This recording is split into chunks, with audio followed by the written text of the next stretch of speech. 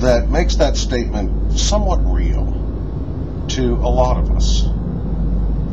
I'm not very proud of this damn country right now and the stuff that we're doing, and I'm willing to come right out and say it.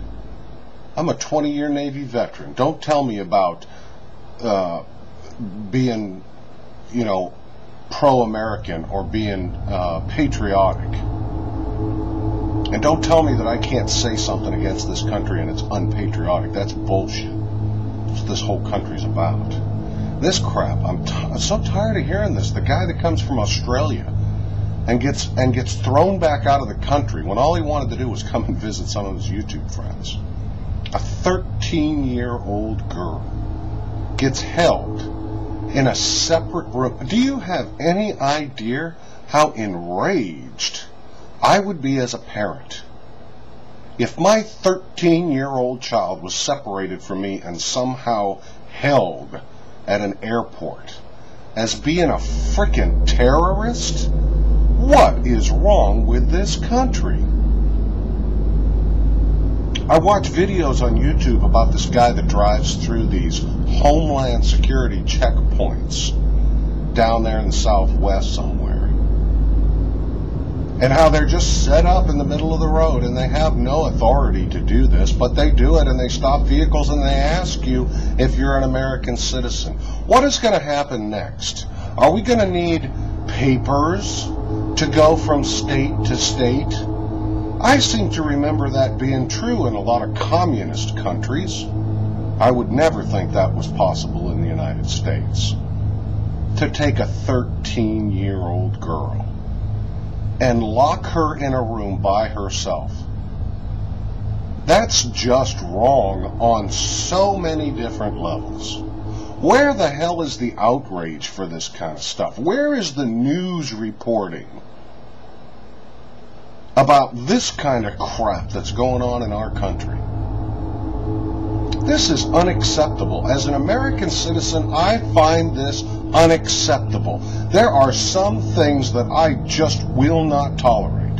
As an American citizen, terrorism world or no, I will not give up all of my freedoms to be safe. I'm sorry, and you may call that some kind of subversive rhetoric if you like, and anti-patriotic if you like, but I'd tell you to shove it where the sun doesn't shine, because it's bullshit. And it's about time that people started speaking out about this kind of crap. This is not the America that I want. This is not the land of the free and the home of the brave that I think of as America. And it's about time people started speaking out about this stuff and making a lot of noise.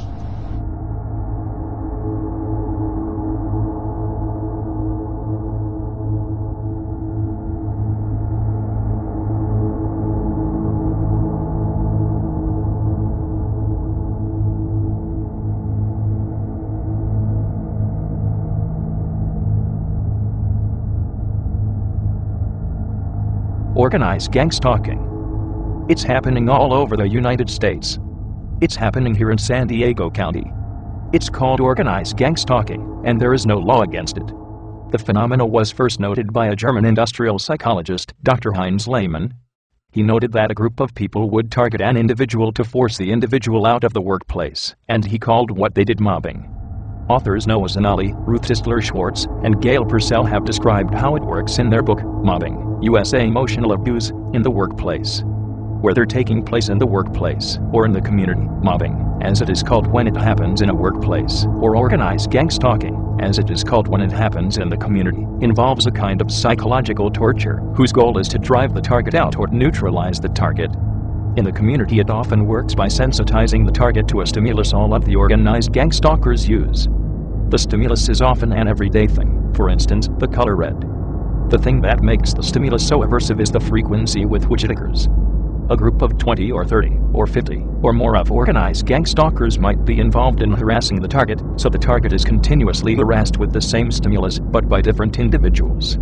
Every time the target enters or leaves his or her home, for instance, an organized gang stalker will be there with something red on. The target's routines are ascertained.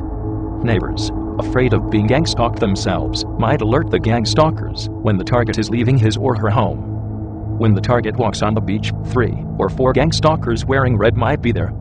When the target opens his or her blinds in the morning, the first thing he or she will see is a person wearing red. Organized gang stalkers typically try to be there on entrances or exits of the target, so that when the target comes out of a store, the first thing he or she sees will be a gang stalker in red. It is the frequency of the stimulus that makes it so aversive, and the isolation of the target